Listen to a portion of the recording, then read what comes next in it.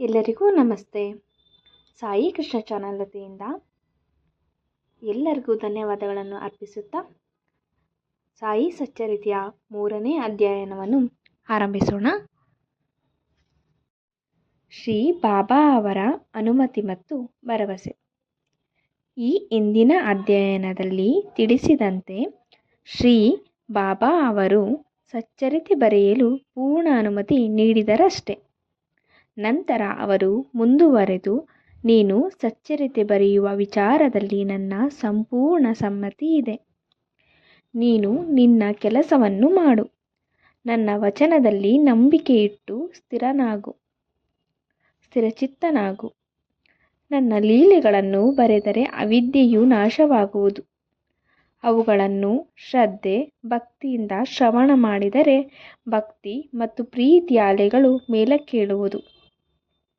ಯಾರು ಇದರ ಒಳಹೊಕ್ಕು ಪರೀಕ್ಷಿಸುತ್ತಾರೋ ಅವರಿಗೆ ಜ್ಞಾನವೆಂಬ ಅನರ್ಘರತ್ನ ಲಭಿಸುವುದು ಎಂದರು.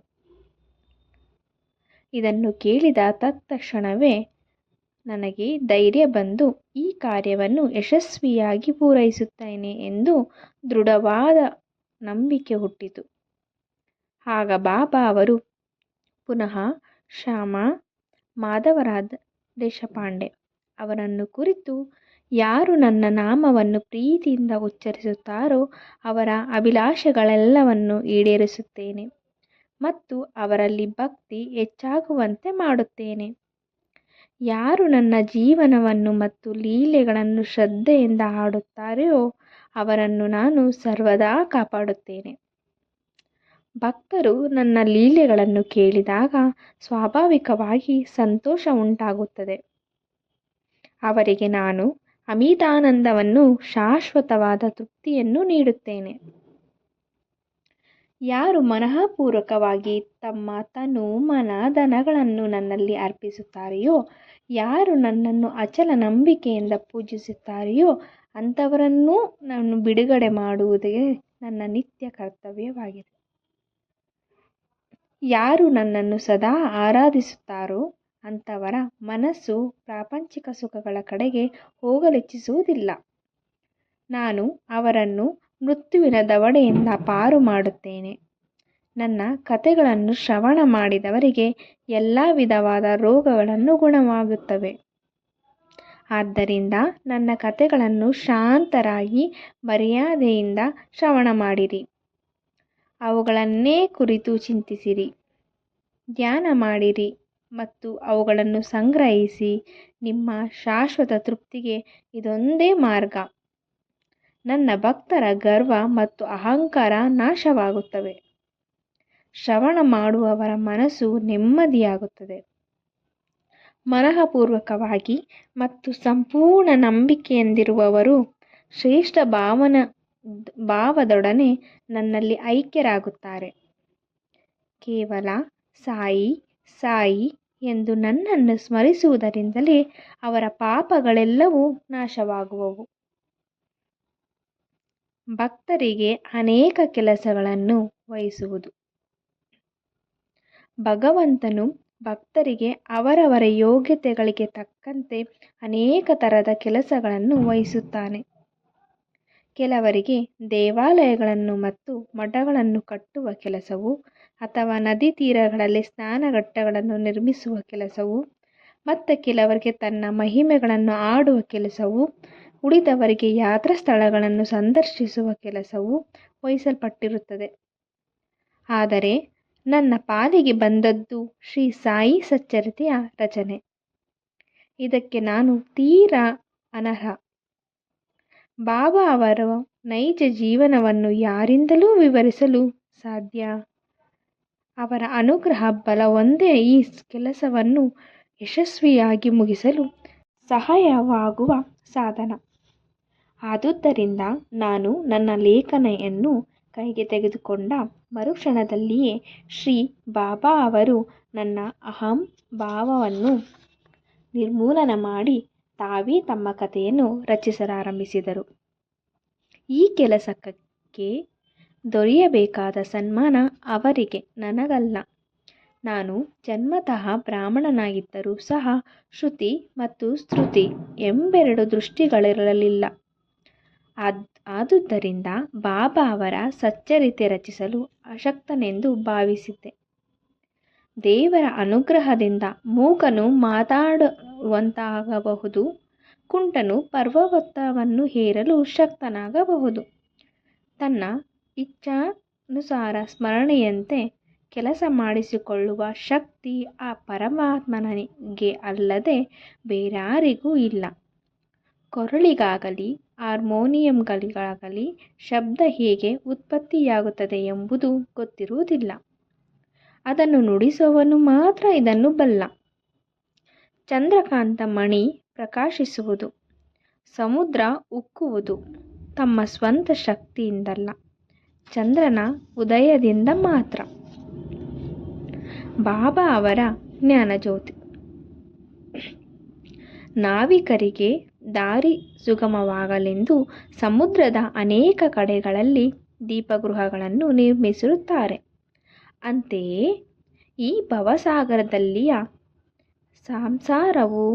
ಸಂಚಾರವು ಸುಗಮವಾಗಲು ಸಾಯಿಬಾಬಾ ಅವರ ಕಥೆಗಳು ನಮಗೆ ನಾವಿಕ ದೀಪಗೃಹಗಳ ಹಾಗೆ ಸಹಾಯವಾಗುತ್ತವೆ. ಸಂತರ ಚರಿತ್ರೆಗಳನ್ನು ನಾವು ಕಿವಿಯಾರ ಕೇಳಿದಾಗ ಅವು ನಮ್ಮ ಹೃದಯದ ಒಳಹೊಕ್ಕು ನಾನು, ನನ್ನದು ಎಂಬ ಭಾವನೆಗಳನ್ನು ಹೊರದೂಡುತ್ತವೆ. ಅವು ಹೃದಯದಲ್ಲಿ ಶೇಖರವಾದಾಗ ನಮ್ಮ ಮನಸ್ಸಿನಲ್ಲಿಯ ಸಂಶಯಗಳೆಲ್ಲವೂ ಹಾರಿಹೋಗುತ್ತವೆ. ಗರ್ವವು ಅಡಗುತ್ತದೆ, ಜ್ಞಾನ ಉಕ್ಕುತ್ತದೆ. ಕೃತಯುಗದಲ್ಲಿ ಶಮ ದಮನವು, ತ್ರೇತಾಯುಗದಲ್ಲಿ ತ್ಯಾಗವು, ದ್ವಾಪರದಲ್ಲಿ ದೇವರ ಪೂಜೆಯು ಜ್ಞಾನ ಮಾರ್ಗದ ಸಾಧನೆಗಳಾಗಿದ್ದವು. ಕಲಿಯುಗದಲ್ಲಿ ಜ್ಞಾನ ಮಾರ್ಗದ ಸಾಧನೆ ಯಾವುದೆಂದರೆ ಆ ಪರಮಾತ್ಮನ ನಾಮವನ್ನು ಮತ್ತು ಮಹಿಮೆಯನ್ನು ಭಕ್ತಿ, ಶ್ರದ್ಧೆ ಮತ್ತು ಆಸಕ್ತಿಗಳಿಂದ ಹಾಡುವುದೊಂದೇ. ಈ ಕೊನೆಯ ಸಾಧನವು ಚತುರ್ವರ್ಣದವರಿಗಿಂತಲೂ ಅಭ್ಯಾಸ ಮಾಡಲು ಸಾಧ್ಯವಾದುದಾಗಿದೆ. ಇತರ ಸಾಧನಗಳಾದ ಯೋಗ, ಯಾಗ, ಧ್ಯಾನ ಮತ್ತು ಧಾರಣ ಇವುಗಳ ಅಭ್ಯಾಸ ಬಹು ಕಷ್ಟಕರವಾದುದು. ಈ ಪರಮಾತ್ಮನ ಬಾಬಾ ಅವರ ಲೀಲೆಗಳನ್ನು ಆಡುವುದು ಎಷ್ಟು ಸುಲಭ ಸಾಧ್ಯ? ಈ ಲೀಲೆಗಳನ್ನು ಆಡುವುದರಿಂದಲೂ ಮತ್ತು ಶ್ರವಣ ಮಾಡುವುದರಿಂದಲೂ ನಾವು ಸ್ವ ಅನುಭವವನ್ನು ಸುಲಭವಾಗಿ ಹೊಂದಬಹುದು. ಈ ಒಂದು ಗುರಿ, ಧ್ಯೇಯ ಸಾಧನೆಗಾಗಿಯೇ ತಮ್ಮ ಕಥೆಗಳನ್ನು, ಸಚ್ಚರಿತೆಯನ್ನು ಬರೆಯಲು ಬಾಬಾ ನನಗೆ ನೆರವು ನೀಡಿದರು. ಈಗ ಭಕ್ತರು ಅವರ ಕಥೆಗಳನ್ನು ಪಠಿಸಲು ಸುಲಭವಾಗಿದೆ, ಶ್ರವಣ ಮಾಡಲು ಸಹ ಸುಲಭವಾಗಿದೆ. ಹೀಗೆ ಪಠಣ ಮಾಡುವ ಅಥವಾ ಶ್ರವಣ ಮಾಡುವಾಗ ಏಕೈಕ ಚಿತ್ತದಿಂದ ಬಾಬಾ ಅವರನ್ನು ಧ್ಯಾನಿಸಿ ಅವರ ರೂಪವನ್ನು ಮನಸ್ಸಿನಲ್ಲಿ ರೂಪಿಸಿಕೊಳ್ಳಿರಿ. ಆಗ ಗುರು ಮತ್ತು ದೇವರಲ್ಲಿ ಭಕ್ತಿ ಉಂಟಾಗುತ್ತದೆ. ಅಲಿಪ್ತತೆ ಉಂಟಾಗಿ ಭಕ್ತರು ಸ್ವ ಅನುಭವವನ್ನು ಹೊಂದಬಹುದು. ಸಾಯಿಬಾಬಾ ಅವರ ಮಾತೃ ವಾತ್ಸಲ್ಯ. ಗೋವಿಗೆ ತನ್ನ ಕರುವಿನ ಮೇಲೆ ಎಷ್ಟು ಮಮತೆ ಇರುತ್ತದೆ ಎಂಬುದು ಎಲ್ಲರಿಗೂ ವೇದ್ಯವಾದ ವಿಷಯ. ಅದರ ಕೆಚ್ಚಲು ಹಾಲಿನಿಂದ ತುಂಬಿರುವಾಗ ಕರುವು ತನ್ನ ತಲೆಯಿಂದ ಕೆಚ್ಚಲನ್ನು ಹೊತ್ತಿ ಮೊಲೆಗಳಿಂದ ಬಾಯಿ ಇಟ್ಟಾಗ ಹಾಲು ಹೇಗೆ ಧಾರಾಕಾರವಾಗಿ ತನ್ನಷ್ಟಕ್ಕೆ ತಾನೇ ಬರುತ್ತದೆಯೋ ಅದೇ ರೀತಿ ಕಂದನಿಗೆ ಹಾಲು ಬೇಕಾದಾಗ ಮಾತೆಯಾದವಳು ಎಷ್ಟು ಪ್ರೀತಿ ಮತ್ತು ಆದರಗಳಿಂದ ಅದಕ್ಕೆ ಹಾಲು ನೀಡುತ್ತಾಳೆ. ಮಗುವಿಗೆ ಉಡುಗೆ ತೊಡುಗೆಗಳಲ್ಲಿ ಅವಳಿಗೆಷ್ಟು ಆನಂದ. ಆದರೆ ಮಗುವಿಗೆ ಮಾತ್ರ ಅವುಗಳ ಕಡೆ ಗಮನವಿರುವುದಿಲ್ಲ. ಆದರೆ ಅವಳು ತನ್ನ ಮಗುವನ್ನು ಅಲಂಕಾರವಾಗಿ ಶೃಂಗರಿಸಿ ಕಣ್ತುಂಬ ನೋಡುವಳಲ್ಲವೇ? ಆಗ ಅವರ ಆನಂದಕ್ಕೆ ಪಾರವಿರುತ್ತದೆಯೇ? ಮಾತೃಪ್ರೇಮವೆಂಬುದು ಅಗಾಧ, ವಿವರಣಾತೀತ. ಅದಕ್ಕೆ ಸರಿಸಮವಾದ ಪ್ರೀತಿ ಬೇರೊಂದಿಲ್ಲ. ಹಾಗೆಯೇ ಸದ್ಗುರುಗಳು ತಮ್ಮ ಶಿಷ್ಯವೃಂದಕ್ಕೆ ಅದೇ ಥರದ ಮಾತೃವಾತ್ಸಲ್ಯವನ್ನು ತೋರುತ್ತಾರೆ. ಶ್ರೀ ಸಾಯಿಬಾಬಾ ಅವರಲ್ಲಿಯೂ ಇದೇ ಥರದ ಮಾತೃವಾತ್ಸಲ್ಯವಿತ್ತು. ಉದಾಹರಣೆಗೆ, ನಾನು 1916ರಲ್ಲಿ ಸರಕಾರಿ ಕೆಲಸದಿಂದ ನಿವೃತ್ತನಾದೆ. ನನಗೆ ಬರುತ್ತಿದ್ದ ವಿರಾಮ ವೇತನದಿಂದ ಸಂಸಾರ ನಿರ್ವಹಣೆಗೆ ಕಷ್ಟವಾಗಿತ್ತು. ಅಂದು ಗುರುಪೌರ್ಣಿಮೆ, ಆಷಾಢದ 15ನೇ ದಿನ. ನಾನು ಭಕ್ತರೊಂದಿಗೆ ಶಿರ್ಡಿಗೆ ಪ್ರಯಾಣ ಬೆಳೆಸಿದೆ.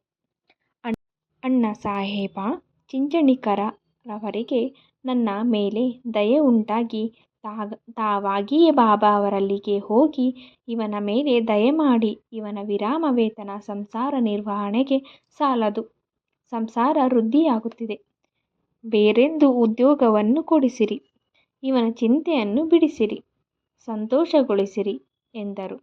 ಅದಕ್ಕೆ ಬಾಬಾ ಅವರು, ಅವನಿಗೆ ಬೇರೊಂದು ಕೆಲಸ ಸಿಗುತ್ತದೆ, ಅವನು ನನ್ನ ಸೇವೆಯನ್ನು ಮಾಡುತ್ತಾ ಸಂತೋಷದಿಂದಿರಲಿ, ಅವನ ಮನೆಯಲ್ಲಿ ಉಡಲು ಉಣಲು ಏನೂ ಕೊರತೆ ಉಂಟಾಗುವುದಿಲ್ಲ, ನಾಸ್ತಿಕರು ಅಧರ್ಮಿಗಳು ಮತ್ತು ದುಷ್ಟರಿಂದ ದೂರವಾಗಿರಲಿ, ಸರ್ವರಲ್ಲಿಯೂ ಸೌಜನ್ಯ ಮತ್ತು ಸವಿನಯದಿಂದ ವರ್ತಿಸಲಿ. ಇದನ್ನು ಮಾಡಿದ್ದಾದರೆ ಅವನಿಗೆ ಶಾಶ್ವತ ಸುಖ ಸಂತೋಷಗಳು ದೊರಕುವುದು ಎಂದು ಉತ್ತರಿಸಿದರು. ರೋಹಿಲಾ. ಎತ್ತರವಾದ ದೃಢಕಾಯವನಾದ ರೋಹಿಲಾ ಎಂಬ ಸಾಯಿಬಾಬಾವರಿಂದ ಆಕರ್ಷಿಸಲ್ಪಟ್ಟು ಶಿರ್ಡಿಗೆ ಬಂದು ನೆಲೆಸಿದ್ದನು. ಅವನು ಪ್ರತಿದಿನವೂ ರಾತ್ರಿ ಕುರಾನ್ ಪವಿತ್ರ ಗ್ರಂಥವನ್ನು ಜೋರಾಗಿ ಕರ್ಕಶ ಧ್ವನಿಯಲ್ಲಿ ಹಾಡುತ್ತಿದ್ದನು ಮತ್ತು ಅಲ್ಲಾಹು ಅಕ್ಬರ್ ಎಂದು ಜೋರಾಗಿ ಕೂಗಿಕೊಳ್ಳುತ್ತಿದ್ದನು. ಶಿರ್ಡಿಯ ಜನರಿಗೆ ಹಗಲಿನಲ್ಲಿಯೂ ಬೇಸತ್ತು ರಾತ್ರಿ ಮನೆಗೆ ಬಂದು ಕುಳಿತಾಗ ಇವನ ಕರ್ಕಶ ಧ್ವನಿಯಿಂದ ಬೇಜಾರಾಗುತ್ತಿತ್ತು. ಇದರಿಂದಾಗಿ ರಾತ್ರಿ ನಿದ್ದೆಗೂ ಅವಕಾಶವಿಲ್ಲದೆ ತೊಂದರೆಯಿಂದಿದ್ದರು. ಸ್ವಲ್ಪ ದಿನ ತಾಳ್ಮೆಯಿಂದಿದ್ದರು. ಒಂದು ದಿನ ತಾಳ್ಮೆ ಮೀರಿ ಬಾಬಾ ಅವರ ಬಳಿಗೆ ಬಂದು ಈ ಉಪದ್ರವವನ್ನು ಹೇಗಾದರೂ ಮಾಡಿ ತಪ್ಪಿಸಿ ಎಂದು ಬೇಡಿಕೊಂಡರು. ಬಾಬಾ ಅವರು ಆ ಮಾತಿಗೆ ಗಮನ ಕೊಡಲಿಲ್ಲ. ಅದಕ್ಕೆ ಬದಲಾಗಿ ಹಳ್ಳಿಯವರಿಗನ್ನೇ ತರಾಟೆಗೆ ತೆಗೆದುಕೊಂಡು, ನಿಮ್ಮ ಕಾರ್ಯ ನೀವು ಮಾಡಿ, ರೋಹಿಲನ ಗೊಡವೆ ಏಕೆ? ರೋಹಿಲನಿಗೆ ಒಬ್ಬ ಕೆಟ್ಟ ಪತ್ನಿ ಇದ್ದಾಳೆ, ಆದುದರಿಂದ ಅವನು ಈ ರೀತಿ ಮಾಡುತ್ತಾನೆ. ದೇವರ ಸಂಕೀರ್ತನೆಗಳಿಂದ ಅವಳು ಅವನ ಕಡೆಗೆ ಬರುವುದಿಲ್ಲ ಎಂದು ಹೇಳಿ ಕಳುಹಿಸಿದರು. ನಿಜವಾಗಿಯೂ ರೋಹಿಲನಿಗೆ ಪತ್ನಿಯೇ ಇರಲಿಲ್ಲ. ಬಾಬಾ ಅವರು ಪ್ರಸ್ತಾಪಿಸಿದ ರೋಹಿಲನ ಪತ್ನಿ ದುರ್ಬುದ್ಧಿ, ಕೆಟ್ಟ ಯೋಚನೆಗಳು. ಬಾಬಾ ಅವರಿಗೆ ದೇವರ ನಾಮ ಸಂಕೀರ್ತನವು ಪ್ರಿಯವೆನಿಸಿದ್ದರಿಂದ ರೋಹಿಲನನ್ನು ರಕ್ಷಿಸಿದರು ಎಂದು ಭಾವಿಸಲಾಗುತ್ತದೆ. ಬಾಬಾ ಅವರ ಅಮೃತ ವಚನಗಳು. ಒಂದು ದಿನ ಶ್ರೀ ಬಾಬಾ ಅವರು ಮಧ್ಯಾಹ್ನದ ಆರತಿ ಸಮಯದಲ್ಲಿ ಭಕ್ತರಿಗೆ ಈ ಕೆಳಗಿನ ಹಿತವಚನಗಳನ್ನು ನೀಡಿದರು. ನೀವು ಎಲ್ಲಿಯೇ ಇರಿ, ಏನೇ ಮಾಡುತ್ತೀರಿ, ನೀವು ಮಾಡುವ ಪ್ರತಿಯೊಂದು ಕೆಲಸವನ್ನು ನಾನು ಬಲ್ಲೆನೆಂಬುದನ್ನು ಜ್ಞಾಪಕದಲ್ಲಿಡಿ. ನಾನು ಸರ್ವರ ಹೃದಯದಲ್ಲಿಯೂ ಅಡಗಿರುತ್ತೇನೆ. ನಾನು ಪ್ರಪಂಚದಲ್ಲಿನ ಸಮಸ್ತ ಚರಾಚರಗಳಲ್ಲೂ ಆವರಿಸಿಕೊಂಡಿದ್ದೇನೆ. ನಾನೇ ಪ್ರಪಂಚದ ಸಮಸ್ತ ವಸ್ತುಗಳ ಮೂಲಸ್ಥಾನ, ತ್ರಿಗುಣಗಳ ಸಮ್ಮಿಳನ, ಸರ್ವ ವಸ್ತುಗಳ ಸೂತ್ರಧಾರಿ. ನಾನೇ ಸೃಷ್ಟಿಕರ್ತ, ರಕ್ಷಕ, ವಿನಾಶಕಾರ. ಯಾರು ತಮ್ಮ ಭಕ್ತಿಯನ್ನು ನನ್ನಲ್ಲಿಡುತ್ತಾರೆಯೋ ಅವರಿಗೆ ಯಾವುದರಿಂದಲೂ ತೊಂದರೆಯುಂಟಾಗುವುದಿಲ್ಲ. ಯಾರು ನನ್ನನ್ನು ಮರೆಯುತ್ತಾರೆಯೋ ಅವರನ್ನು ಮಾಯೆ ಕವಿಯುತ್ತದೆ. ಸಣ್ಣ ಇರುವೆ ಕಣ್ಣಿಗೆ ಕಾಣಿಸುವ ಸಚರಾಚರ ಪದಾರ್ಥಗಳು ಮತ್ತು ಸಕಲ ಜೀವರಾಶಿಗಳೆಲ್ಲವೂ ನನ್ನ ದೇಹ ಮತ್ತು ಸ್ವರೂಪ. ಇಂತಹ ಸೊಗಸಾದ ಮತ್ತು ಅಮೂಲ್ಯವಾದ ವಚನಗಳನ್ನು ಕೇಳಿದ ಕೂಡಲೇ ಗುರುವಿನ ಸೇವೆ ಮಾಡಲು ನಿರ್ಧರಿಸಿದೆ. ನನಗೆ ಬೇರೆ ಕೆಲಸ ಸಿಗುತ್ತದೆ ಎಂದು ಬಾಬಾ ಅವರು ಹೇಳಿದ ಮಾತುಗಳು ನನ್ನ ಜ್ಞಾಪಕದಲ್ಲಿ ಮರುಕಳಿಸಿ ಅದು ಯಾವಾಗ ಈಡೇರುವುದೋ ಎಂದು ಯೋಚಿಸತೊಡಗಿದೆ. ಮುಂದೆ ಬಾಬಾ ಅವರ ಮಾತುಗಳು ನಿಜವಾದವು. ನಾನು ಸರಕಾರಿ ಕೆಲಸ ಮುಂದುವರಿಸಿದೆ. ನಂತರ ನನ್ನ ಜೀವನವನ್ನು ಬಾಬಾ ಅವರಿಗೆ ಸೇವೆಗೆ ಮೀಸಲು ಮಾಡಿಕೊಂಡೆ. ವಾಚಕರಲ್ಲಿ ಒಂದು ಭಿನ್ನಹ, ಜಾಡ್ಯತನ, ನಿದ್ದೆ, ಚಂಚಲತೆ ಇವೇ ಮೊದಲಾದ ಅನೇಕ ಥರದ ಆತಂಕಗಳನ್ನು ದೂರ ಮಾಡಿರಿ. ನಿಶ್ಚಲ ಚಿತ್ತದಿಂದ ಶ್ರೀ ಸಾಯಿಬಾಬಾ ಅವರ ಕಥೆಗಳ ಕಡೆಗೆ ಗಮನವಿಡಿ ಮತ್ತು ಭಕ್ತಿಯ ರಹಸ್ಯವನ್ನು ತಿಳಿಯಿರಿ. ಇದು ನಿಮ್ಮ ಪಾಪಗಳನ್ನು ತೊಲಗಿಸಿ ಮುಕ್ತಿಯನ್ನು ದೊರಕಿಸುತ್ತದೆ. ಬಾಬಾ ಅವರು ಸರ್ವರ ಹೃದಯದಲ್ಲಿಯೂ ಸಿಂಹಾಸನರಾಗಿದ್ದಾರೆ, ಆಗಲೂ ಇದ್ದಾರೆ.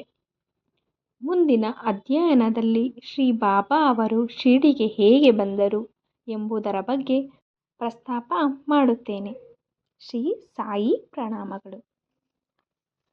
ಯಾರಿಗೆಲ್ಲ ಈ ಸಾಯಿಯ ಸಚ್ಚರಿತೆಯ 3ನೇ ಅಧ್ಯಾಯ ಇಷ್ಟ ಆಯಿತು, ದಯವಿಟ್ಟು ಈ ಚಾನಲ್ನ ಸಬ್ಸ್ಕ್ರೈಬ್ ಮಾಡ್ಕೊಳ್ಳಿ ಹಾಗೂ ವಿಡಿಯೋನ ಲೈಕ್ ಮಾಡಿ ಹಾಗೂ ಯಾರೆಲ್ಲ ಸಾಯಿ ಭಕ್ತರಿದ್ದಾರೆ ಅವರಿಗೆ ವಿಡಿಯೋನ ಶೇರ್ ಮಾಡಿ. ಓಂ ಸಾಯಿರಾಮ್. ಧನ್ಯವಾದಗಳು.